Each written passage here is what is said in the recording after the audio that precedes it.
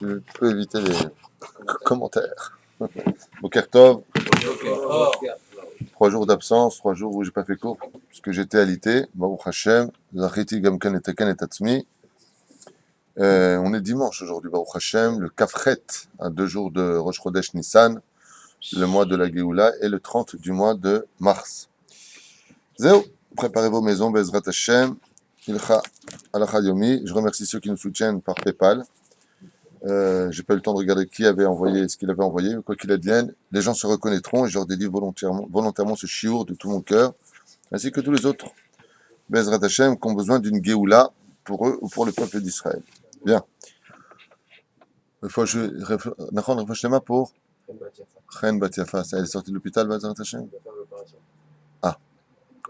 Ouais, vous voulez rester à l'hôtel, elle reste à l'hôpital. Détente. Baruch Hashem, votre Chen Moratimi. Matin, à partir de quand on fait la vérification du Hametz? Question qui est posée ici. Zman Abdika Metrila Mitzet Kochavim, à partir du moment où sortent les étoiles. Omnam Yesh Le'Agdim Le'itpalel Arvit Bedin Tadir, mais Shano Tadir Kodem. Vechen Ukem Mitzvot B'tikat Hametz. Donc, dès que sort les étoiles, dès qu'il fait nuit, on pourra vérifier le Hametz, mais on a l'habitude d'abord de prier Arvit, pour une raison simple. Tadir, Mishino Tadir Kodem, du plus fréquent au moins fréquent, on donne toujours la priorité au fréquent. Donc d'abord on fera Arvit et seulement ensuite on dira la bénédiction pour l'Abdikat Hametz. L'Abdikat Hametz qui est d'une importance capitale à chercher avec une bougie, on ne va pas revenir dessus, mais n'oubliez pas que cette mitzvah-là est très très très très chère et précieuse aux yeux d'Akadosh Baruch Hu, Shtabach Shemo La'ad. Voilà. En bad. Deuxième question. Eludarim Asur la Sot, Kodam Abdika. Quelles sont les choses qui sont interdites de faire avant la Bédika, avant la vérification? Asur la Sot Melacha Bechen Asur Lechol Pat O Uga Yoter Mikabetza. On ne fera ni un travail, ni on étudiera aussi la Torah une demi-heure avant l'Abdika, et où on ne mangera pas non plus un gâteau dépassant le digne de Kabetza, c'est-à-dire 27 grammes, 54 grammes, pardon. Achen Michati Sha'a. Kodem Tzeto Kochavim. Aval Shtiya Perot. S'il veut boire, il veut manger des fruits ou autre chose. Au reste même. Il veut manger un plat de riz, un peu fin, il pourra tout à fait le faire, même dans la demi-heure qui précède. Ketzal Marchirim et Ashaïch, Vetakior, le Pessar. Comment est-ce qu'on fait la cachérisation du Shaïch et du Kior, du marbre et de l'évier pendant Pessar? Afal Pisherov, Tashmisho al Shaïch, Vakior, Vitsonen, et comme Pa'amim, Menichim alav Sirim, Chamim ou Pa'amim, Shenishpach Me'asir al Shaïch. לכן יש להכשירו על ידי עירוי מכלי ראשון שלו פסק מרתיחתו. Simplement, on nettoie parfaitement son établi, son shaïch. Aidez-moi dans les mots, voilà. Dans son marbre. J'ai vraiment du mal avec le français en ce moment. Donc, on nettoie parfaitement son marbre, après quoi on versera de l'eau bouillante dessus, directement du koum-koum, et ce sera caché le Pessah. Il n'y a pas besoin de le recouvrir avec du papier aluminium. C'est pas une obligation. C'est dans d'autres cas, mais d'ailleurs, je me regarde pour ceux qui utilisent le papier aluminium de Pessah, de faire extrêmement attention. Ça coupe comme des lames Gillette. Il y a beaucoup d'accidents avec cela. Ça coupe extrêmement, extrêmement profond. Ketzad yesh le'achshir et hatzuva shel hagaz, afal pi shelifamim nishpach al hatzuva tafshil shel hametz, yesh le'achshira al yedei irui mikli rishon ve'amachmir le'aga'al tavo ala beracha. La plaque de la gazinière. Comment est-ce qu'on la rend cachère? Vous la nettoyez parfaitement avec une tonne de produit et vous versez de l'eau bouillante dessus. Le mieux, si vous pouvez, Bezrat Hashem, vous pleurez la Agala. Bezrat Hashem. Aujourd'hui, dimanche, question-réponse et peut-être un shiur sur Pesach aussi, mi-odéa, si vous n'avez pas cette question. Alors, première. Allez, pour toi, vas-y, lance-toi.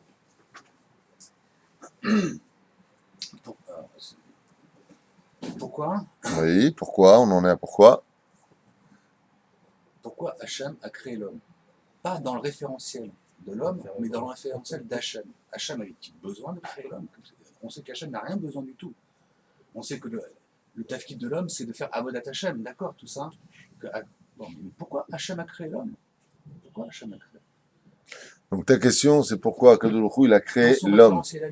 Pour son référentiel à lui. C'est pas. C'est un chiour, ta question, c'est faut revenir sur l'état de avant la lettre bête pour comprendre pourquoi l'homme a été créé, pourquoi les mondes précédents ont été créés. Le Ramchal écrit dans son livre Derech Hashem, son premier commentaire d'ailleurs, et d'expliquer que la création de l'homme vient d'une bonté absolue d'Hachem, où Akadosh Baruch Hu va créer, non pas à son image physique, mais à son image des midot, au niveau de ses vertus, un homme qui, bien entendu, possédera les partoufim selon la Kabbalah, c'est une question très vaste. Maintenant, pourquoi est-ce qu'il a créé l'homme tel quel par rapport à lui? Tout simplement, comme un petit peu à l'image de l'Ef Alpha Avdaïm de Pinocchio, au lieu d'avoir tout simplement un monde d'anges métaphysique, eh bien, il a créé un homme qui, par son libre arbitre, pourra ou se joindre à sa volonté, ou lutter contre sa volonté, et à travers cela obtenir du mérite. Car dans l'absolu, quand Dieu a créé l'homme, il a créé Neshama, totalement Neshama. Et à partir du moment où cet homme a déjà, en tant que Neshama, refusé de suivre la volonté divine, alors il s'est retrouvé mis en boîte dans un corps que tu connais aujourd'hui, puisque nous sommes dedans. Et ce corps dans lequel nous sommes emboîtés, dont on a fait allusion dans la paracha de Tazria Metzora, nous sommes emboîtés dans un monde totalement aveugle du mot po qui signifie en hébreu or, qui signifie aussi l'être du mot hiver, qui veut dire être aveugle. Nous sommes emboîtés dans un corps, mais cette figurine que tu vois devant toi ici présente, ce n'est pas réellement la figurine que Dieu a créée, c'est-à-dire que le corps n'est que l'étui de l'âme. Ce n'est qu'une enveloppe. Quand on reçoit une lettre, je vous rappelle qu'on jette l'enveloppe et qu'on lit le contenu de la lettre étant la neshama. Donc, si on devait revenir à cette question, pourquoi est-ce que l'homme a été créé? Uniquement pour lui-même et non pas pour Dieu. Dieu n'a pas besoin de l'homme, il n'en a jamais besoin, il n'en aura jamais besoin, il a existé, il existera. Il l'a créé uniquement par bonté absolue, c'est-à-dire que si on devait poser la question, mais Dieu, pourquoi tu m'as créé? La seule réponse qu'on aurait à obtenir, c'est parce que je t'aime. C'est un amour absolu qu'on ne peut pas comprendre avec notre intellect. On ne peut pas comprendre, dit le Ramchal, avec notre intellect, notre façon de penser, à quel point Dieu qui a créé les sentiments nous aime. Et la magnificence de l'homme, le fait d'avoir été créé, alors bien entendu, certaines personnes, je les entends déjà en train de me dire, enfin bon, si Dieu nous a créés et qu'il nous aime, pourquoi il nous fait autant souffrir? Mais c'est faux. L'homme ne souffre pas de par lui-même, l'homme ne fait que réparer ce qu'il a brisé, ce qu'il a détruit, ce qu'il a cassé. Ce qui fait que quand un homme souffre, la seule adresse qui soit bonne pour lui, c'est son miroir. Qu'il a en face d'un miroir et qu'il se pose des questions à lui-même. Dieu ne sait faire que du bien, il ne sait pas faire de mal.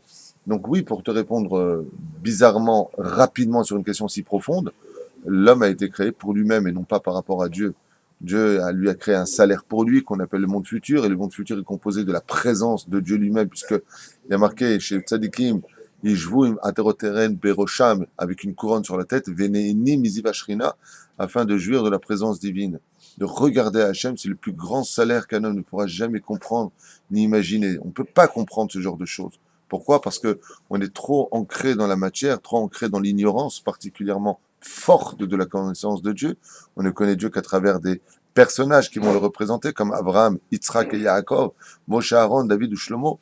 Tous ces personnages qui vont être des représentations d'Akadosh Baruch Hu, les Sheva ou Shpizin, de Dieu se dévoile aujourd'hui par le pauvre. Quand tu reçois un pauvre à la maison, tu dévoiles Hachem d'une certaine façon. Aval Atid Lavo Be'ezrat Hachem, quand Akadosh Baruch Hu se dévoilera, alors tu verras que toutes ces questions-là disparaîtront et que Be'ezrat Hachem, on devra, je te répète et te le redis, gravir de par nous-mêmes l'échelon de la volonté divine, ou pour sa direction, ou contre sa direction. C'est pour nous que le monde a été créé, même si dans la 11e Mishnah de la Braïta de Masechet Avot, il est marqué là-bas, Kol ma shebara kadosh baruch hu lo berao ki im lirvodo. Tout ce que Dieu a créé, il ne l'a créé que pour son kavod. C'est là qu'est tout le challenge. Est-ce que toi tu es d'accord pour le vivre ou pas pour le savoir. Le challenge de l'homme en tant qu'homme, c'est d'accepter ou pas que tout ce qu'il fera sera en son honneur ou pas. Est-ce que l'homme pourra faire de Dieu Dieu ou pas? C'est-à-dire que la question dans l'absolu devrait être posée au sens contraire. Quelle est la situation d'Hachem vis-à-vis des hommes? Est-ce que les hommes accepteront de faire de Dieu le roi, donc de l'écouter? Sinon, si Dieu est un roi et qu'on ne l'écoute pas, en quoi il est roi? La fameuse Mishnah Gemara qu'on avait étudiée avec Rabbi Ushua, avec l'empereur. Donc, en quoi un roi peut-il être roi s'il n'est pas écouté par ses sujets? En quoi un père est-il un père de ses enfants s'il n'est pas écouté par ses enfants? Donc, si le pouvoir est entre nos mains de nous déclarer Hachem Melech, Hachem Malach, Hachem Imloch, Leolam Ba'ed, alors il serait bon pour nous de comprendre que c'est Dieu qui devrait poser la question, pourquoi moi je vous ai créé? Et c'est ce qu'il dit d'ailleurs. Et Dieu s'est consolé d'avoir créé l'homme. L'homme a été créé pour Dieu. Seulement la différence, c'est que c'est à l'homme d'accepter de faire de l'Éternel son Dieu ou pas. C'est à vous de déclarer oui ou non si vous voulez d'Hachem. Non. Continue. Tu fais comme ça, je comprends pas ce que ça veut dire. Non satisfait pour moi, ça veut dire. Non, il faut que je réfléchisse à la Ah, faut que tu réfléchisses maintenant. Il y a pas, on peut pas donner d'absolue réponse à cette question pourquoi l'homme a été créé. Dans l'absolu, on pourrait pas donner une réponse claire comme 2 et 2 font 4. Sache-le. Pourquoi? Parce que ça nous dépasse. Cette notion, comme il y a marqué dans la 24e Mishnah du 4e chapitre de Masechet Avot au nom de Rabbi Eliezer Kappa, tu as été créé malgré ta volonté, tu vivras malgré ta volonté, tu mourras malgré ta volonté, et tu auras ton salaire malgré ta volonté ou ta punition malgré ta volonté. Donc il y a des choses qui nous dépassent. On est dans un conduit dans lequel on est forcé de rentrer. Maintenant, c'est à nous de choisir si on veut y aller de façon courte, en raccourci, ou est-ce qu'on veut y aller de façon longue. Ce qui rentrera pas par l'esprit, rentrera par les jambes. D'autres termes, on morflera. Coltouf. C'est-à-dire non. Oui, bien sûr. En réalité, il a créé Adam Arishon. Il ne veut pas créer tout ce monde. Donc, il a créé Adam Arishon pour le servir, mais en réalité, Adam Arishon, il avait tout devant lui. Eh oui. Non, c'est pas aussi simple que ça. Allez, va et que ce soit aussi jeté comme tu viens de le faire. Ce serait génial pour nous. Non. Le monde dans lequel on vit était un monde de propositions déjà mises en application. C'est-à-dire que la Torah a été écrite 2000 ans avant la création du monde. Et dans la Torah, il y a Abraham, Yitzhak, Yaakov, Bilam, et Zilpa. Donc, cette situation dans laquelle on vit est un monde qui a déjà été conçu et déjà été joué. Donc, c'est toute la notion du libre arbitre, quelque part, qui revient sur la table. Alors, j'avais déjà donné l'explication il y a très longtemps de cela. Et j'avais expliqué que le monde physique dans lequel nous vivons n'a pas été créé pour Dieu en tant que témoignage, mais pour l'homme en tant que témoignage. Car il aurait été plus simple de donner directement, sans créer le monde, le salaire aux tzadikim et la punition aux réchaïm. Donc pourquoi tout ce balagan du soleil, de la lune, de tout ça, des joies de l'enfantement et de la tristesse des enterrements, si tout cela était conçu et convenu à l'avance? Alors, comment et à quoi servirait ce monde? La réponse est que ce monde n'a été créé que pour être une preuve pour l'homme du pourquoi de son salaire ou du pourquoi de sa punition. Car si les choses avaient été tellement faites de par elles-mêmes, imagine que par exemple, un homme et 2 fils. Il sait que celui-là ne l'écoutera jamais parce que son caractère est un têtu, un imbécile et un derrière, il veut rien comprendre, il a 10 ans, il se prend pour Dieu. Et l'autre, par contre, qui a 15 ans, il a jamais refusé quoi que ce soit à son père. Toujours présent. Mon fils, j'ai besoin de toi, toujours, toujours, toujours, toujours. On aurait voulu que de prime abord, quand le père veut donner quelque chose, donner le salaire ou la punition, milechatrila, il viendrait donner le salaire à celui qui a 15 ans et la punition à celui qui a 14 ans, peu importe l'âge. Oui. Aval, ketotsa misé, celui qui a 14 ans, il comprendrait pas pourquoi il recevrait pas la même chose que l'autre en disant, mais attends, je comprends pas, pourquoi tu fais Efa va Efa? Donc il aura besoin de lui demander quelque chose pour lui prouver le maintenant. Pourquoi? Regarde, pourquoi? Mais pour qui il le fait? C'était pour lui ou pour l'autre? C'est pour l'autre. C'est exactement pourquoi le monde a été créé. Dieu connaît parfaitement nos actions. Tout s'est dévoilé avant même que nous devenions au monde. Et maintenant, Dieu remet dans le monde physique et accomplit ce que nous sommes pour nous, pour comprendre pour nous, avant même que le monde ne soit créé, puisque tout a été déjà lancé à l'avance, pour te montrer, voilà pourquoi aujourd'hui, tu as cette particularité d'être en haut de l'échelle ou en bas de l'échelle. Donc, ce n'est pas en réalité du théâtre, ce n'est pas un coup monté, c'est tout simplement un libre arbitre mis en application, c'est toute la différence, alors qu'il a déjà été visionné en tant que spirituel, maintenant il est placé dans le monde physique. C'est-à-dire qu'aujourd'hui, ce que nous vivons n'est que pour nous-mêmes. C'est pour cela qu'à la fin de la vie d'un homme, comme c'est prouvé scientifiquement aujourd'hui, quand un homme part de ce monde, il voit toute sa vie défiler devant lui depuis sa naissance, il voit tout d'un coup en une seconde. Tout est clair maintenant dans sa vie. Pourquoi tout est clair dans sa vie? À quoi ça servirait de remontrer quand il prenait sa purée à 3 ans et quand il est mort avec sa purée à 95 ans? Pourquoi? On a besoin de partir d'un point pour arriver à un autre point. Pourquoi ça défile devant lui? Pour simplement pour lui prouver à lui que la justice divine est juste. Regarde ce que tu as fait, ça c'est toi qui le dis. On fait venir l'ange de son action qui viendra dire « Je suis né de ton action », non pas de ta philosophie. Puisque les Chachamim nous ont déjà dit que Marshava Ra'a et Nenamit Starefet les Maaseh, si ce n'est que dans la Vodazara, une mauvaise pensée ne peut pas s'associer à l'action. Donc, d'une mauvaise pensée, on ne peut pas créer un mauvais ange, puisqu'il n'a pas été créé par l'action, sauf dans la Vodazara, l'idolâtrie. Donc, ce monde-là, en fin de compte, n'est rien d'autre que, eh bien, je vais te montrer, je vais te mettre à l'épreuve pour te montrer à toi-même que réellement, tu méritais le Gan Eden ou que tu ne méritais pas le Gan Eden. C'est clair ce que je suis en train de dire. C'est une des opinions qui est émise, il y en a d'autres. Dans le Soda Hashmal, il donne d'autres opinions. Je vous conseillerais vivement de voir le cours sur le libre arbitre, comme je l'avais déjà dit et proposé à l'époque. Je rappelle qu'il y a plus de 420 cours aujourd'hui sur YouTube qui sont pas mis sur le site. Donc vous pouvez aller fouiller Bezrat Hashem pour ceux qui sont intéressés. Vous mettez le titre Zéo. Voilà. On revient à Adam. Toujours sur le même sujet. Puisque vous n'avez pas même sur le même Il est sujet. fou celui-là. Est-ce que le Icard Je ne vais même pas te répondre. Quel chutzpan. Bon alors c'est moi de poser des questions parce qu'apparemment on n'avait pas de réponse. C'est vraiment. Non, c'est pas vrai. Ne vous laissez pas faire. Ne vous laissez pas faire. Est-ce que le Icard de la création d'Hachem, c'est pas la matière, l'homme étant l'ultime étape de perfection de la matière? C'est quoi la question là? La question c'est est-ce que le Icard de toute la création de Donc est-ce que le principal, principal c'est l'homme? de la matière, l'homme faisant partie de ce vaste plan de la matière et qui est une matière vivante, parce qu'il pense. Parce qu'on dit qu'à la fin des temps, tout sera à four. Attends. Moi je suis là pour des questions, pas pour que tu me racontes ta vie. La question c'est La matière. est-ce que le principal ne serait pas la matière? Oui, on a déjà répondu à cette question dans une vingtaine de cours où j'avais dit, et je le répète encore aujourd'hui pour ceux qui n'ont pas entendu, que Hachem, il faut faire attention quand on parle de Dieu lui-même, Dieu n'est ni spirituel ni matériel. Sachez-le. Dieu n'est pas certainement pas une énergie. Il a créé l'énergie, il ne peut pas être ce qu'il est lui, ce qu'il a créé. Donc il n'est pas spirituel, il n'est pas matériel. La spiritualité telle que nous on la conçoit, telle qu'on peut l'étudier dans le Zohar, n'a rien à voir avec Hachem. Rien à voir avec ça. C'est bien au-dessus de tout ça. Bien au-dessus de cette lumière incroyable qu'ont vu des millions de morts cliniques. Ce ne sont que des créations divines. Dieu en lui-même, on ne peut pas comprendre, on ne peut pas savoir.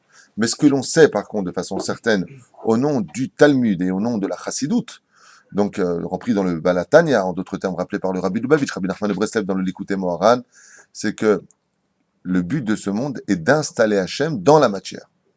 C'est-à-dire de créer un endroit, Veshachan Tib Betocham, laissez-moi m'installer parmi vous dans le monde de la matière. Dieu a créé la matière, et il veut se sentir invité dans la matière, et non pas s'imposer dans la matière. Même si toute la matière n'existe, les molécules ne vivent que par rapport à la présence divine que eux perçoivent, que nous ne percevons pas, malgré tout, sache que le but principal du juif dans ce monde, en tant que matière lui-même, est d'installer Hachem sur son bras en mettant les tefilines, et non pas en mettant un bout de fil ou une lanière, okay, et de l'installer chez soi à la maison. Donc quand il y a une télévision à la maison, tu peux être conscient qu'il n'y a pas Hachem à la maison. Puisque tu as remplacé, comme j'avais expliqué hier dans le shiur de Tazria pendant Shabbat Kodesh, que la Toum'a ne s'installe pas quand la Shrina n'est pas là, mais la Toum'a, l'impureté, ne s'installe que quand la pureté a quitté l'endroit. C'est-à-dire que dès qu'un endroit se vide, quand la Neshama sort du corps, donc la Kedusha, la pureté de l'âme sort du corps, donc nous sommes dans la pureté, automatiquement, eh bien, la Toum'a vient s'installer dans le corps. C'est pour ça qu'un corps de juif qui est décédé rend encore impur, parce que son âme n'y est plus, donc s'installent automatiquement les forces obscures. Le but de ce monde est d'Afka d'installer Hachem, par exemple, dans ce stylo. Si je peux installer Hachem parce que j'écris des livrets Torah, ce stylo deviendra le socle d'Hachem. Je me rappelle qu'une fois, un chanteur Haredi, pour le mariage de mon frère, avait donc fait ses chants, et puis voilà que mon père, que Dieu repose son âme, décide de prendre le micro pour chanter en l'honneur de son fils.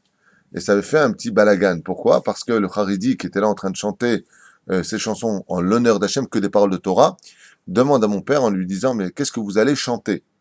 Et il lui a dit, Aoujet la Roussa, Marpat Lecha. Alors il lui a dit, je suis désolé, mon micro n'a entendu depuis que je l'ai acheté, depuis qu'il a été fabriqué à Hong Kong ou l'Erteda ou Fukanoto, que des paroles de Torah. Et ce qu'il voulait lui faire, mon père n'a pas du tout compris à l'époque le message. Tu racontes. Chanter une chanson, Khalé, tu vas me dire Dieu dedans, Dieu n'est pas dans un micro. Si. Mon père, à cette époque, sans le juger Chazvé Shalom, n'avait pas compris que dans un micro peut se trouver Hachem. Dieu peut se trouver dans une miette de pain qui est sous un lit avec chercher une petite lampe. Là-bas peut se trouver Hachem. Dieu peut se trouver dans un sourire que tu fais à quelqu'un, tu vas donner du plaisir, Dieu se trouve là-dedans. Le but principal, c'est un petit peu l'image, comme dit le Baal Hassidout, il dit c'est un petit peu l'image de la mezouza. Dieu se place à l'extérieur de la maison parce qu'il attend qu'on l'invite. Donc il est le gardien des portes d'Israël, mais il attend qu'on lui ouvre la porte pour rentrer nous voir. Mais il faut lui ouvrir la porte.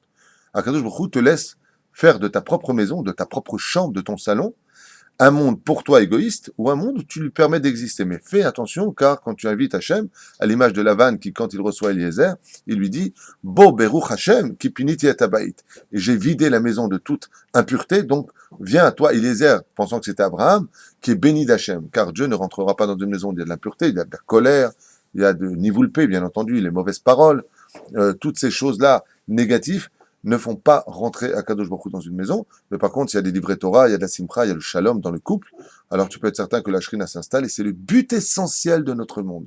C'est pour ça qu'on est venu au monde, comme explique le rabbi de Lubavitch, que son mérite ton protège, Allah va shalom, le rabbi, il dit, Leoshiv et Akadosh Baruch Hu batartonim, dira batartonim, au nom de la Gemara, ceci étant dit, c'est bien dit avant lui, mais un Hachem dans le monde de la matière. C'est le but principal. Et le jour où Bezrat Hashem, on arrivera enfin dans le monde de la matière, quand on fera à manger, donc Chalak Bet Yosef, totalement cachère, pour que la Shrina puisse y résider, sans safek, ça fait Gematria Amalek, que quand on achète une veste, on vérifiera qu'il n'y a pas de chatnez, qu'il n'y ait pas de lin et de laine ensemble, pour que la Shrina puisse résider sur ce vêtement, que nos yeux, qui regardons toute la journée à droite et à gauche, ne regardent pas l'impureté, pour qu'Hachem puisse se reposer sur nos yeux à nous. Que nos mains ne touchent pas des choses interdites, pour ne pas, comme le vol ou autre chose, pour que la Shrina puisse reposer sur nos mains, à l'image de la Birkat Kohanim. Que nos jambes, Ezrat Hashem, servent de socle pour Akadosh Baruch Hu. C'est pour ça que nous sommes composés au niveau physique, puisque tu fais allusion au physique, de 248 membres, de 365 tendons, qui correspondent aux misotes positives 248 et aux misotes négatives 365, pour te dire que Dieu veut s'installer chez l'homme, comme on l'a expliqué au niveau du physique de l'homme. Nous sommes composés de l'ADN. ADN sont les lettres du mot Adnout, qui veut dire Adobai, Hachem, le nom d'Hachem, ADN. Pas rentrer dans tous les détails au niveau de la médecine, c'est quand même incroyable comment tout le système du corps humain, j'avais déjà parlé la dernière fois des os, du squelette humain, que tout est composé du chiffre 26 dans les os, que ce soit la boîte crânienne, où il y a 26 plaques, que ce soit la main, 26 os, le pied, 26 os, les côtes, 13 et 13, 26, les colonnes vertébrales, il y a exactement 26 os qui parlent du crâne jusqu'au fémur. Vous avez exactement 26 os. Vous voyez que dans la matière, tout est préposé pour recevoir Hachem. Maintenant, il tiendra à toi. Si tu traces de Shalom, le mec qui est avec une Goya, tu peux être certain qu'il n'y a pas de Dieu du tout avec lui, ni en lui, ni à côté de lui. Pas du tout. Mais il faut savoir qu'il y a son étincelle divine qui vient, je dis bien entre guillemets, dans un langage d'enfant d'Hachem, et que même s'il est au plus profond de la Toum'a, Dieu l'attend quand même, il pourra en remonter car il n'y a pas de désespoir. Mais de l'autre côté, imaginez que je reçois un invité et je lui dis à cet invité que j'aime beaucoup, asseyez-vous sur cette chaise et là-bas, excusez-moi avec tout le respect que je vous dois, eh bien, il y a du crottin de cheval, ok? Vous vous asseyez sur la chaise? Non. Pourquoi non? Répondez quand même. Bah oui, dit Nissim, répondez. Pourquoi vous asseyez pas sur une chaise où il y a de la vomi? Eh ben parce qu'on ne peut pas s'asseoir, c'est Maguil. De la même façon, comprenez que la Shrina ne peut pas résider dans un endroit où il y a de la vomi. Tout ce qui est impur, le fuit. Donc, notre travail, dans la matière, ce sera de purifier cette table-là, qui ne va pas être une table de poker, ou une table où les gens vont écrire al-pi halakha. On n'a pas le droit d'écrire dans un Bet Midrash les devoirs de Chol. Al-pi halakha, on ne peut pas écrire ici le Chol. Le mec qui vient étudier son baccalauréat ici, à sourd, c'est un métier que j'apprends. C'est une mitzvah d'apprendre un métier. C'est-à-dire, avec cette table-là, elle est kadosh. On raconte l'histoire d'un tzaddik, j'ai oublié son nom, à l'époque, il y a peut-être 200 ou 300 ans, qui avait demandé qu'on prenne son standard, donc cette table d'études, et qu'on la dépose sous sa tête, dans la tombe. Et ça a été fait. Alors, juste avant qu'il ne parte de ce monde, un de ses élèves lui a dit, mais on n'enterre pas du matériel avec un homme. On creuse un trou, met le pyjama, un drap, il va dormir, très à ta métier, et puis il reviendra à la vie. Il dit non, parce que j'ai besoin d'un témoin avec moi. Cette table sur laquelle j'ai posé toute ma vie, mes livres de Torah, doit témoigner pour moi de ma fidélité à la Torah, que jamais une seconde de ma vie n'est partie, si ce n'est que dans l'étude de la Torah. Donc, c'était un Baal Chassidout qui avait voulu enseigner que la matière pouvait accompagner l'homme. Et c'est pour cela qu'un homme qui aura sanctifié sa matière, donc son corps, aura le droit de revenir pour rendre sa matière éternelle, qu'on appelle la résurrection des morts. En d'autres termes, la résurrection des morts n'est rien d'autre que l'éternité du corps, qui était matière, donc molécule, donc périssable, et qui deviendra éternel, parce qu'il a su dans sa vie donner de l'étincelle de vie, d'installer Hachem dans son corps, et même son corps contrairement à l'âme qui, elle, est la lettre, eh bien, l'enveloppe peut avoir autant d'importance subitement que la neshama, c'est-à-dire que la lettre elle-même, chose qui est totalement impossible à comprendre. Parce qu'il aura donné un goût d'éternité à son corps, un corps qui est kadosh. So. Yes, sir. Quelques petites questions par rapport à la halakha. Est-ce que déjà on a le droit de garder un biberon pendant Pessah du bébé? Il faudra acheter un nouveau biberon pour Pessah. Est-ce qu'on pourra acheter un biberon? Mais qu'est-ce qu'il y a dans le biberon? Normalement, il n'y a rien, mais par contre, on nettoie avec l'éponge et tout ça. Tu fais la hagala, le mieux t'achètes un, ça coûte 12 shekels. Tu Oui, peux en d'accord. prendre un neuf. Donc, maintenant, j'aimerais aussi savoir par rapport à Ravit, le fait que maintenant on est endetté. Surtout que le biberon, c'est cliché. Donc tu peux le faire dans la hagala. Si vraiment ça te tient à cœur, le mieux c'est d'acheter un autre biberon. C'est vraiment pas. Non, c'est vrai, c'est D'accord. On est au Mazel Tov David qui vient d'avoir un petit bébé, donc.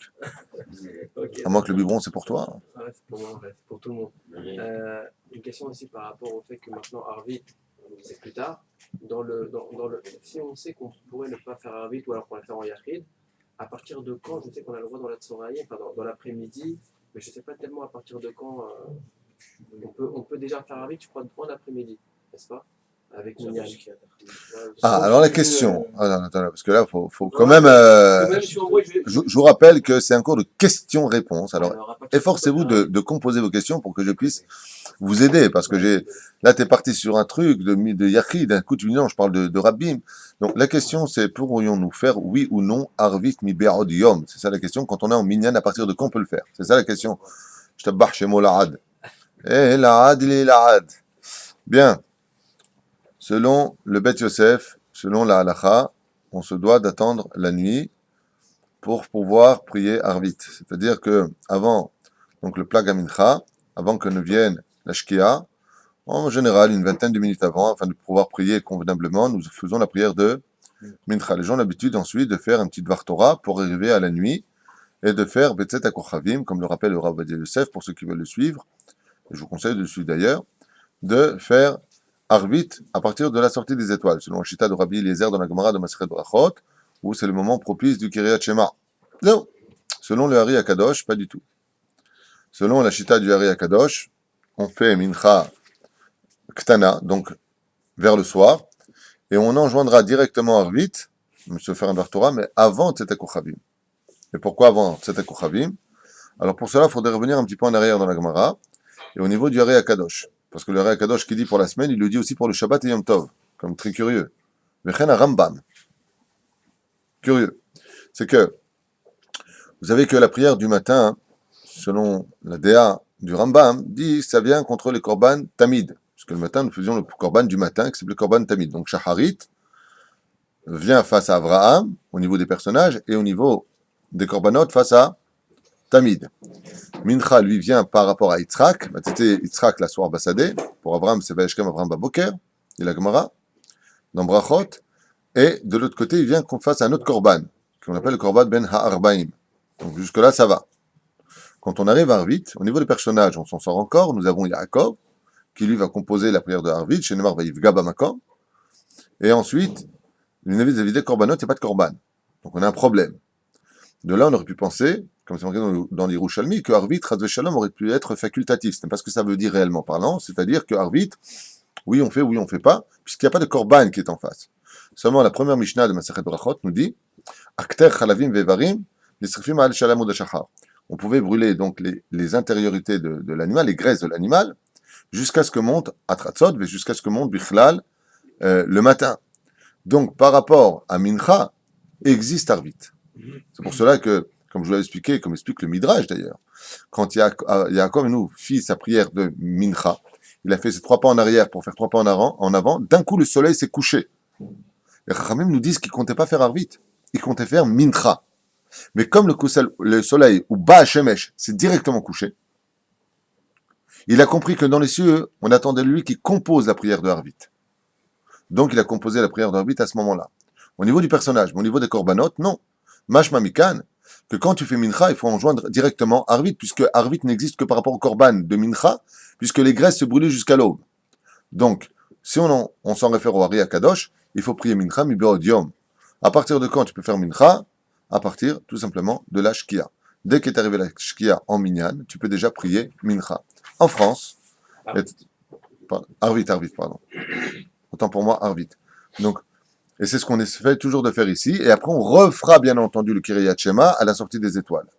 En France, la situation aux États-Unis est dramatique. Parce que si on devait faire Arvit quand le soir arrive, 10h30, le soir va se pointer vers 11h moins le quart à la Tzeta Kochavim. Donc c'est impossible. Les gens sont fatigués. Donc ils viennent à 8h, ils font Mincha, ils font Arvit. Yesh Kamal Malismor, ils n'ont pas d'autre choix. Et comme on l'a dit, pourquoi? Parce que ils enjoignent Mincha à Arvit. Il faudra simplement qu'ils reviennent sur le Kiryat Shema dès la sortie des étoiles, Veyatsu et Dechova, en Minyan uniquement. Yachid Asur. S'il est seul à le faire, ça c'est interdit. Là, il est obligé d'attendre la nuit, s'il est seul. Aval, s'il est en Minyan, il est Matov ou Manaïm. Cette chita-là, chita, c'est pas la singe de Tarzan. En hébreu, chita veut dire méthode. Cette méthode-là, eh bien, le Hari Akadosh dit que Benkach ou Benkach Havim Mishtamesh Bo, Lachnis Dusha Bachol. Dans le Shara Kavanot, le Hari Akadosh nous dit que nous avons l'obligation pour lui, dans sa chita à lui, de faire Arvit mi Be'odium. Ce qui fait que pour le Hari Akadosh, quand tu vas prier Mincha de vendredi soir, par exemple, tu fais aussi Arvit avant que ne rentre Shabbat.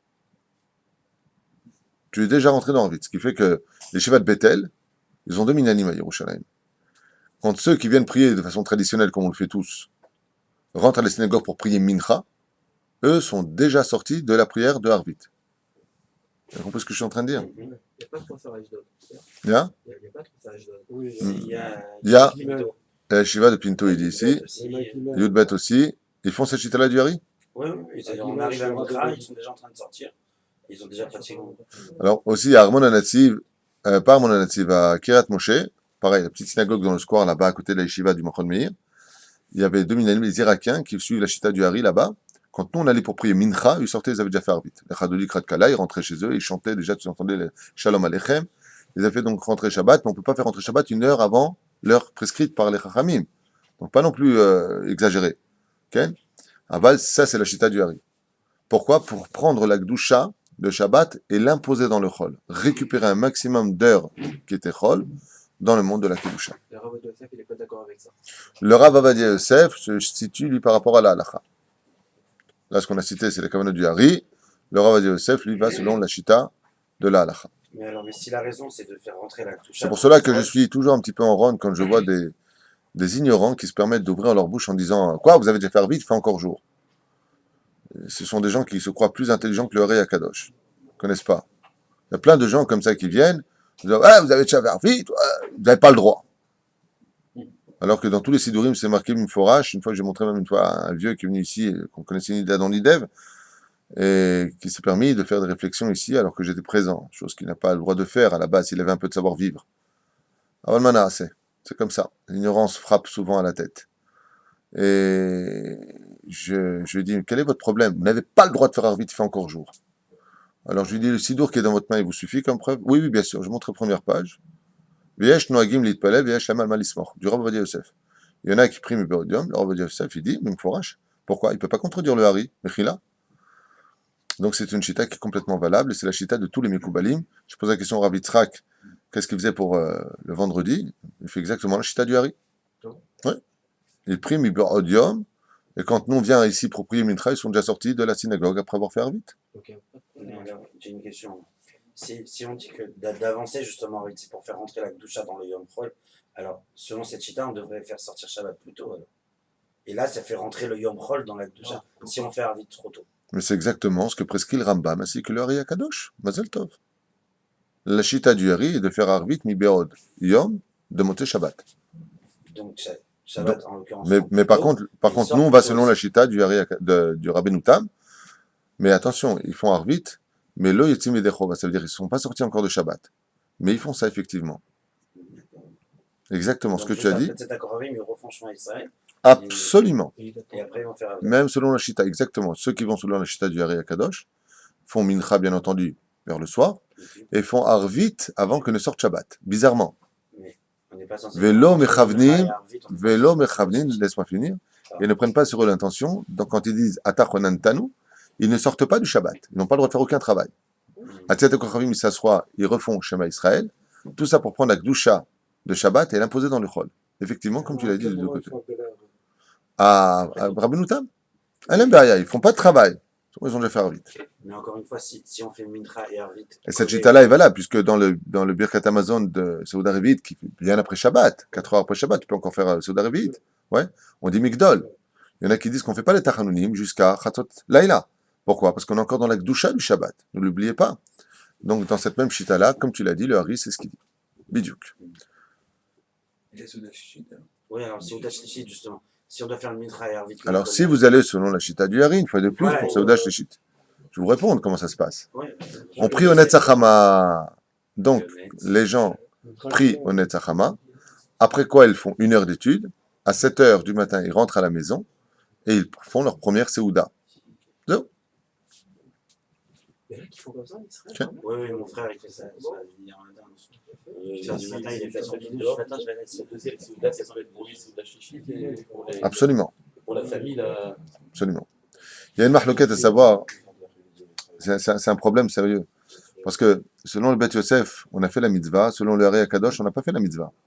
C'est est-ce que j'ai le droit de faire Seouda Shlishit avant de prier Mincha ou pas? Selon le Beth Yosef, Yatsa Yedechova Bedi Avad. Si tu as fait Seouda Shlishit et qu'après tu vas prier Mincha, comme par exemple c'est le cas de mon Rav, qui est au Kollel, comme il fait cours tout l'après-midi du Shabbat, enfin une grande partie, 2 heures à peu près par Shabbat, il fait bien à son shiur, et après il continue les prières, et il continue après avec un autre groupe de la Torah, Bechanazé Aderer. Alors lui fait Seouda Shlishit avant Mincha. Selon le Hari Akadosh, Lo Yatsa Yedechova. Il n'a pas fait la Shita, il a pas fait la mitzvah. On ne fait la Seouda Shlishit qu'après avoir fait Mincha. Donc dans ce cas-là, ce qu'ils font en général, ils prient vers 4 heures Mincha, ils font Seouda Shlishit. On peut faire Mincha Gdola peut-être. Non, selon la Shita du Hari Akadosh, on ne fait jamais Mincha Gdola. La valeur de Mincha pour le Hari Akadosh, c'est Mincha Ktana, pas Mincha Gdola. Donc ils font juste tchik-tchak, benzel et benzel. Ils se laissent une demi-heure de Seouda à peu près, et zéro. Enfin, une des meilleures shitat qui existe dans ce domaine, c'est ce qu'on fait nous, Baruch Hashem, c'est ce qu'il y a de mieux. Baruch Hashem. Nous, ici, c'est un mariage entre le Shulchan Aruch et le Hari Akadosh. Vraiment. Ce que vous faites dans cette synagogue, c'est le best. Zéro. Encore une question. 2 questions là-bas. Vas-y, vas-y. Alors, Avraham, Vayomer Ineni. Par rapport au cours que vous avez fait hier après-midi sur la colle et Thomas, Oui. tout dépend bien. Il a dit celui qui fait la Shonara, après il tuait sur les habits, le mur, finalement dans le mur, c'est un exemple que j'ai donné, il y avait un trésor dedans. D'accord. Donc ça veut dire qu'il a bien fait de faire la Shonara. Oh, une Hachamaïm. Hier, pendant le cours, on a expliqué effectivement. D'abord, je te remercie pour ta question parce que, étant donné que j'étais absent durant 3 jours, on n'a pas pu le développer en chiour, donc j'en profiterai maintenant pour le dire. On sait que dans ce monde, tout est gamzol et tova mamash. Ça a été dit. Hein. Mania chola sotito. Unique au monde, unique au monde. On sait que C'est un Gilgoul de. lui, c'est un Gilgoul de Ish Gamzo Levato. Donc Abraham pose une question par rapport au shiur d'hier. C'est intéressant? Baruch Hashem, tant mieux. Je suis content de vous donner des bons Shabbats avec l'aide d'Hachem. De vous faire passer des bons moments pendant Shabbat, plus exactement. Les Mekoubalim expliquent que même dans les plus dures épreuves de ce monde, même dans les moments les plus critiques de ce monde, c'est un bien absolu. Ça veut dire quoi un bien absolu? C'est pas... Vous savez, si on arrêtait de jouer les babas salés, si on arrêtait de se prendre pour ce qu'on n'est pas, quand on a une épreuve, qu'est-ce qu'on dit? Gamzo le Tova, de toute façon, qu'est-ce qu'on peut faire? Les Chachamim dans la Gemara nous disent qu'est-ce que tu es en train de dire? De toute façon, qu'est-ce qu'on peut faire? Alors c'est Gamzo le Tova.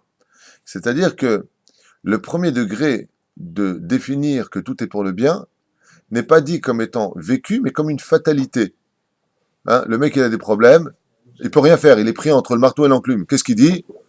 Tout est pour le bien. Hein. C'est tout ce qui me reste à dire. Voilà ce que ça veut dire. C'est tout ce qui me reste à dire. Non. J'ai expliqué hier pendant le shiur que tout est pour le bien. Mamash, ça veut dire que se cachent des réponses derrière cela, qui sont le bien le plus absolu de l'histoire de ce qu'un homme aurait pu demander dans ce monde. Ça veut dire que combien un homme aurait pu demander selon ses plans à lui, ce que Dieu lui fait, c'est tellement plus élevé que ce que lui aurait pu demander qu'il ne peut pas comprendre, une fois de plus. C'est pour ça que Dieu reste Dieu l'incompris, parce qu'il est Dieu, et nous des hommes, mukbalim, c'est-à-dire enfermés dans cette compréhension qui est notre cerveau et nos connaissances. Et avec ça, on pense qu'on pourrait comprendre le monde. Tu comprends ce que je veux dire?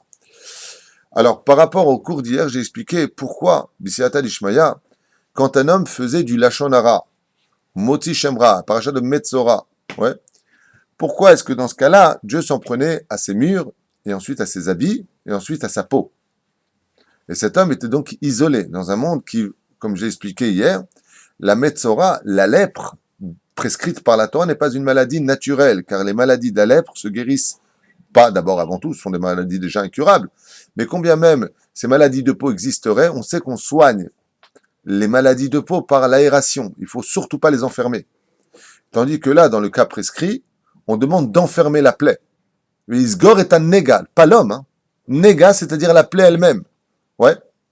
Donc hier, on a expliqué que dans cette situation, alors que les murs sont frappés, que les habits sont frappés, on voit que ça s'approche d'extérieur vers l'intérieur. Donc, premier niveau de compréhension, qui est vraiment du b.a.-ba de l'histoire, c'est qu'un père, avant de corriger son fils, va taper sur la table et ensuite va pousser la chaise. La table, c'est la maison, ensuite il va pousser la chaise, c'est-à-dire montrer qu'il vient vers lui, qu'il le menace. Donc fais attention à la douleur qui t'attend. La question que tu poses, c'est, mais si tout est gamzol et tova à ce point-là, comment se fait-il que quand un homme fait du lachon hara, il s'en retrouverait récompensé de quelque chose qui l'attendrait derrière? C'est qu'en réalité, même du mal que puisse faire un homme, Dieu n'en ressort toujours que du bien.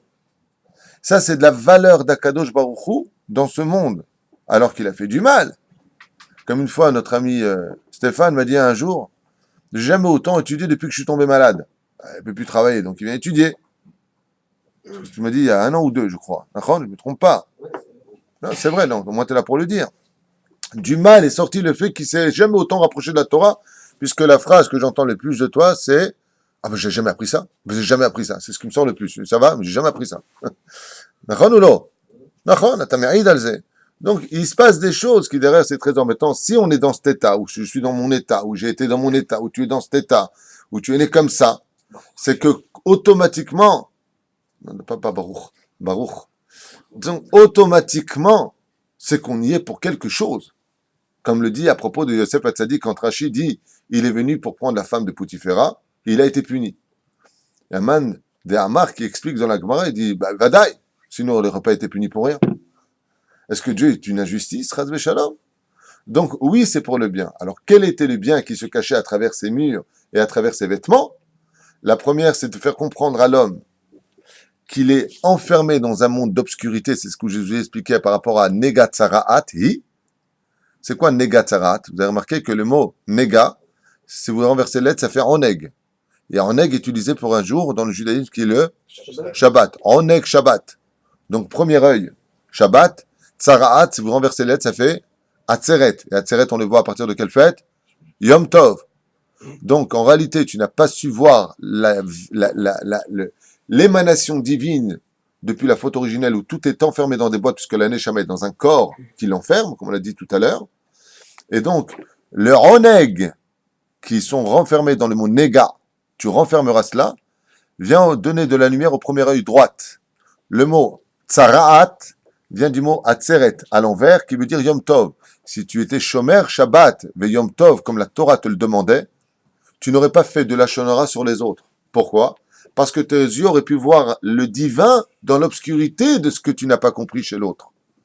Donc, ces deux lettres-là, qui sont deux lumières dans tes yeux, étant donné que tu ne les as pas gardées comme il le fallait, elles se sont mélangées. Leur Oneg, qui veut dire la jouissance, est devenir le malheur, le coup, qui est Nega. Et Atzeret, qui est le lendemain du Yom Tov, n'a pas été gardé comme il aurait dû l'être. Donc, tu as apporté les lettres Atzeret Tsaraat, Nega Tsaraat. Alors, pour cela, cet homme-là, on voit que ces deux éléments vont se rapprocher de lui pour lui faire comprendre qu'à travers ce qu'il ne voit pas se cachent des trésors parce qu'il n'est pas le gardien de la lumière d'Hachem. plus tu rentres dans le Shabbat, plus tu rentres dans le Sheket du Shabbat, dans la Simcha du Shabbat et de Yom Tov, et plus tu feras attention automatiquement à ce qui est autour de toi parce que tu verras mieux la réalité de ce monde. On s'emporte beaucoup plus vite quand on vit dans l'obscurité. Quand on marche et qu'on voit pas où on marche, qu'on se prend des pieds de lit dans les orteils, on se met en colère. Pourquoi? Parce qu'on n'a pas vu. Mais quand on voit où on met les pieds, même si on se plante, on prend la responsabilité puisqu'on était prévenu. Vous comprenez ce que je veux dire? Comme quelqu'un qui vient te voir hyper en colère, mais tu sais pas. Vient un ami, tu dis, écoute, va venir te voir, ne tiens pas compte de ce qu'il va dire, il est hyper mal dans sa peau en ce moment, il est hyper en colère. Tu vas l'entendre, il va t'insulter, t'es prévenu. Les coups sont là, mais la différence qu'il y a, c'est que tu vois clair, parce que tu sais que ça n'a rien à voir contre toi, qu'il a eu un problème que l'autre t'a expliqué avant. Le Shabbat et le Yom Tov sont des préventions à toute la situation de la vie d'un homme. La reine, Be'ezrat Hashem, Shtabach Vitale Shmonarad, les Chachamim nous disent que quand la lèpre se prenait au mur de la personne, automatiquement on lui cassait ce mur, on lui brisait ce mur, on devait retirer la lèpre. Les Émoréens, puisque vous savez qu'il y avait exactement 7 peuples qui géraient à l'époque de Yoshua bin Nun la terre de Canaan, les Cananéens, les Pyrénéens, les Haïboussi, les Girgashi, les Haïboussi, les Girgashi, les Canaani, les Hachiti, et les Amoréens qui étaient ici. Les Amoréens, les Amoréim, donc en hébreu, si tu préfères, en français les Émoréens, avaient l'habitude de cacher leur or dans les murs de leur maison.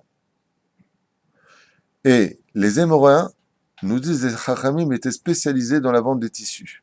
Chacun son métier. Et les sages nous ont dit que les Émoréens, quand ils fabriquaient leurs tissus, c'était au nom de leurs idoles. Quand les Juifs, à l'époque, achetaient du tissu, ils ne savaient pas d'où venait ce tissu. Un peu comme l'histoire des perruques à l'époque avec le Rav Mordechai Eliaou, qui après enquête s'est rendu compte qu'en Inde, les perruques, les cheveux, étaient d'abord sanctifiés à de la Vodazara, ensuite on les mettait sur cette espèce de modèle sur lequel on fabriquait les perruques avec. Hein. Eh bien, les Chachamim nous ont dit que quand on cassait le mur du propriétaire des lieux, qui avait fait du Lachonara, qui avait la Tsaraat, donc son malheur, eh bien, on lui faisait découvrir un trésor qui lui appartenait, puisque c'était un Hefker qui appartenait au Goïm, et qui maintenant appartient aux Juifs. Donc c'était le premier trésor qui s'en retrouvait être dans ses poches. Donc tu vois que le malheur lui apportait un bonheur absolu. Et la deuxième chose, c'était le vêtement. Le vêtement, si on lui brûlait, les sages nous disaient, c'est parce que c'était un vêtement qui avait servi à la Vodazara. Donc il fallait bien l'en débarrasser, puisque tout ce qui était à Vodazara devait être brûlé. Donc on prenait ce vêtement, on le brûlait. Donc on avait débarrassé les Juifs et de sa Vodazara qu'ils portaient sans le savoir, et de qui plus est, on avait enrichi le Juif. Mais comment se fait-il que la cause soit venue du Lachonara et que de cela il s'en soit guéri? Tout simplement parce qu'il a accepté de suivre le processus de la guérison du Lachonara. Parce que si on lui avait dit, par exemple, le Kohen Gadol lui avait dit, eh bien, tu dois t'enfermer 7 jours, et qu'il ne le fait pas, eh bien, il n'aurait pas eu cela. Donc, tu vois que la teshuva d'une faute commise apporte l'homme à la réussite et à s'enrichir beaucoup plus que ce qu'il était avant d'être tombé. C'est pour cela que B'siyata Lishmaya, ne te décourage jamais d'être tombé dans ta vie, fais teshuva et tu verras les trésors qui en ressortiront un petit peu à l'image de cette paracha de Tazria. On voit ici que cet homme-là, de qui la Avera a provoqué la Avera, malgré tout, il passe des moments extrêmement difficiles. On lui a enfermé son éga, il est face à lui-même, alors qu'il a isolé des gens ou plutôt à cause de son Lachonara, il a isolé des gens parce que les gens se sont éloignés de lui, comme de dire d'une personne, oh là là, celui-là, il sent toujours mauvais. Ou alors, t'as vu, non, celui-là, il est trop cher. C'est du Lachonara Gamour. Faites très attention, vous êtes en train d'isoler les gens. Ne vous étonnez pas par la suite, dans votre vie, de vous retrouver isolé. Les gens qui ne comprennent pas pourquoi ils sont isolés de leur famille, ils sont isolés du monde. C'est parce que ce sont des gens qui ont fait du Lachonara. Et leur bonheur, c'est de payer sur terre ou après la mort, d'après vous? Sur terre. Comme le dit le Zohar Kadosh. Si un homme savait quelle punition l'attend après la mort, s'il ne fait pas de tchouva, il préférait dire à Hachem, laisse-moi 120 ans, pauvre sous un pont, dans l'humidité et le froid, qu'une seule minute dans le Gehinam. Les gens ne se rendent pas compte de combien c'est un cadeau d'Hachem de payer ses dettes sur terre avant, pour quitter ce corps pur et rentrer dans son monde futur, dans l'éternité du bonheur. La reine, on ne se rend pas compte que dans tous les malheurs se cachent constamment des bonheurs, à l'image un petit peu, si je peux me permettre, des pépites d'or que l'on doit chercher dans la boue, et on se fait mal, ou on rentre dans des grottes, et on se fait agresser par toutes sortes de serpents, et on y trouve des trésors incommensurables. C'est comme pour la vie. Si tu veux du blé, il faut prendre de l'engrais. Et vous savez ce qu'était l'engrais avant d'avoir été séché et fabriqué pour être de l'engrais. Dans ce monde, il y a une espèce de cycle dans lequel l'humilité, l'orgueil, l'obscurité et la lumière sont constamment en train de se renouveler, l'un pour engendrer l'autre. Yotzer or mipene choshech vechoshech mipene or, pour justement faire jaillir tôt ou tard la magnificence de ce qu'on attendait de notre vie. C'est juste une question de patience. Donc voilà pourquoi, Betsem, quand on a eu malheureusement la situation d'être enfermé pendant tous ces jours-là et qu'on a fait tchouva, qu'on accepte, on attend, on va chez le Kohen Gadol, donc on suit le processus, parce que tu as suivi le processus, alors tu découvriras des trésors qui t'attendraient. Mais si cet homme-là n'avait pas accepté cela, il aurait gardé ses vêtements, alors c'est le chemin Kloum. Alors il n'aurait rien eu, il aurait perdu sa vie, il aurait été carrette en dehors du camp d'Israël, uniquement à Sippour. Magnifique, tant mieux pour toi. Au moins, qui est satisfait. Adam n'était pas satisfait tout à l'heure de la réponse de l'homme, mais toi, tu es satisfait. Ah, maintenant, il est satisfait, Adam, ça y est. Si, il m'a dit il est satisfait. Il n'avait pas compris ma réponse alors. Stéphane, Ayakar, Adagoul, Vahashou, à qui aussi on dédie ce shiur pour ta réfoua shlema. La question, c'est sur la paracha aussi, sur la... Question sur Ptazria, c'est ça? Je t'écoute. C'est sur l'explication de la Nida après la femme qui enfante. Il y a 33 à 76. Je vais vous dire une petite explication pourquoi la différence entre un garçon et une fille. Pourquoi est-ce que la Nida chez le garçon n'est que la moitié de la Nida de la fille? C'est ça ta question? Très, très bonne question. Vous avez une réponse à lui donner? Oui, on l'a parlé la semaine dernière. On en a parlé la semaine dernière. J'en ai parlé la semaine dernière dans le shiur, tu n'étais pas là. C'est que les anges nous disent, quand un garçon vient au monde, les anges dansent et rigolent. Quand une fille vient au monde, les anges pleurent. Pourquoi? Car la fille transmet avec elle la faute originelle de Ève. C'est-à-dire qu'elle vient déposer dans ce monde la semence du Nachash Akadmoni, qu'on appelle la Nida. Donc, quand un garçon vient au monde, c'est juste 7 jours de réparation par rapport au fait qu'il soit né dans la souffrance. Il soit né, la femme, elle a engendré dans la souffrance, qu'on a expliqué hier en Shiur. Pourquoi un korban ola, korban khatat? Le korban khatat, c'est parce qu'elle a fait un éder de ne plus voir son mari parce qu'elle ne veut plus tomber enceinte. Et le korban ola, à quoi il sert? Pour la mauvaise pensée de Ève, qui est à l'origine des choses, a profité d'avoir écouté le Nachash, le serpent. Et pour cela, toute femme qui va accoucher, qui était une étincelle de Ève dans l'origine des fautes, devra aussi porter un korban pour la pensée négative de Ève. Donc on a porté de korbanot. Alors pour répondre à ta question, c'est parce que la fille, quand elle vient au monde, va encore engendrer, Baruch Hashem, mais elle va engendrer encore quoi? De la Nida. Donc étant donné que chez l'homme il n'y a pas de Nida, et que chez la fille il y a de la Nida, qu'elle va engendrer encore d'autres enfants, qui seront aussi porteurs de Nida, pour le garçon qui vient au monde, il n'y a que 7 jours, il n'y a qu'une moitié, Shivat Yamim, et tandis que pour la fille qui va, elle, rendre sa mère Nida et elle-même devenir Nida à l'âge de ses 12 ans en moyenne, Shvaim, c'est-à-dire quoi? 2 semaines. Parce que la fille, dès qu'elle vient au monde, elle a déjà son tikkun de la Nida. L'homme, il a la Brit Mila. La femme, elle a sa Nida. C'est pour cela que chez les hommes, on fait une grande fête quand il s'agit d'une bar mitzvah, tandis que chez les filles, on fait une fête humble, on fait une fête pudique, surtout pudique, et non pas comme aujourd'hui les gens font n'importe quoi. Les bat mitzvah, des grandes fêtes, des grands bidules, mapitom. Pourquoi? Ça doit être sanoua. La bat mitzvah de la femme signifie qu'elle est nida, et pas comme les minag de certains Tunisiens ou barbares d'autres pays. Mazel tov, ma vie elle est nida, elle est nida. Voilà, moi je bénis, je sais pas ce qu'ils racontent comme bêtises. C'est des choses qui sont totalement pudiques. Chazve shalom de vanter ce genre de choses. La nida est une accusation pour le peuple d'Israël. C'est pour cela que la Mishnah dans Masechet Shabbat nous dit que la femme peut mourir le jour de son accouchement à cause de 3 fautes. Et une d'entre elles, c'est quoi? La nida, si elle n'est pas chomeret nida, le jour où elle enfante la vie, cette nida qui vient l'accuser constamment d'année en année, de cycle en cycle, vient réveiller la faute originelle constamment. Vous comprenez ce que je veux dire? Mais de l'autre côté, du mal, une fois de plus, Abraham, pour toi, du mal de la nida sort quoi? Une femme qui est nida, c'est une preuve qu'elle peut encore avoir des enfants. Comme c'est marqué pour Sarah, qu'elle est Orach Kanashim. La nida est revenue chez elle. Donc tu vois que l'impureté engendre la pureté. Et que la pureté peut engendrer l'impureté. Donc chez la femme, c'est doublé parce que la femme perpétue l'histoire de la nida. Ça n'a rien à voir, c'était pour les korbanot.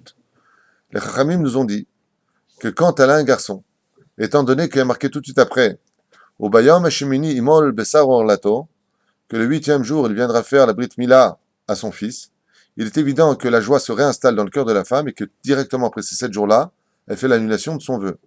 Mais étant donné que pour la fille, il n'y a pas de Brit Mila, les Chachamim ont estimé que la femme, pas estimé, c'était une preuve, après avoir eu une fille, que le neder pour s'annuler prenait beaucoup plus de temps.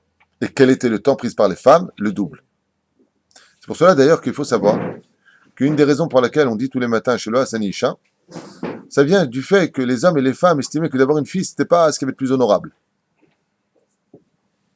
Ah, t'as une fille, ah, c'est pas un garçon. On dit ça en Inde ou en Chine, c'est une fille, c'est une catastrophe.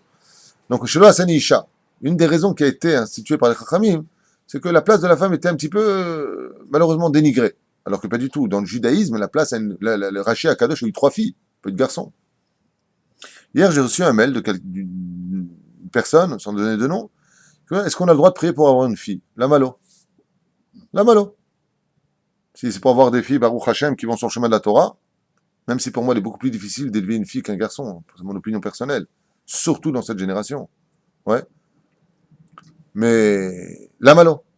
Il y a une marloquette entre Hillel et Shammai. Est-ce qu'on doit avoir, pour faire la mitzvah d'engendrer, que des garçons ou une fille et un garçon? Là, a dit, une fille et un garçon. Donc celui qui a eu 5-6 garçons, la main chez le Yelobat. Ça a été mon cas. J'ai eu, grâce à Dieu, 4 garçons. J'aurais bien voulu avoir une fille. Lama. D'abord on sait que la fille, c'est pour le père. Hein. C'est un peu la poupée du père. Mais surtout pour avoir la mitzvah d'avoir les deux. Une mitzvah d'avoir des garçons et des filles. Surtout que si on sait que la fille, elle est dans la Torah, tu peux être certain que son mari sera dans la Torah. Une femme qui n'est pas dans la Torah, tu peux être certain que son mari pourra sortir de la Torah. Donc faites très attention avant de donner vos garçons à des femmes, de bien vérifier les midotes de la femme, que ce soit une femme qui soit gentille, une femme qui soit humble, une femme qui soit Bezrat Hashem, une femme, tout simplement. Je pense que le plus beau compliment qu'on puisse dire à une femme, c'est de lui dire, toi, tu es vraiment une femme. C'est-à-dire que la femme est différente de l'homme. Elle peut être plus faible sur certains points ou plus forte que l'homme sur d'autres points, mais la féminité est la plus belle des armes d'une femme, et c'est dommage que dans cette génération, elle ne l'utilise plus. Quand le Mashiach sera là, les femmes seront toujours niées là.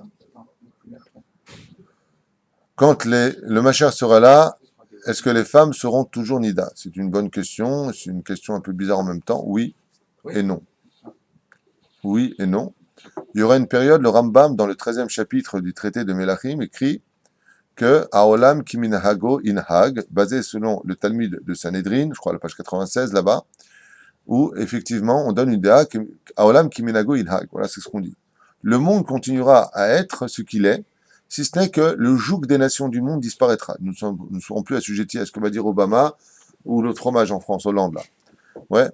Donc on ne sera plus assujettis à tout cela. Aval, de l'autre côté, la Gemara, dans Shabbat 31 Moudbet, en bas, nous dit que le monde ne sera plus du tout le même. Dans Chesed l'Avraham, pareil. Dans le Zohar, pareil.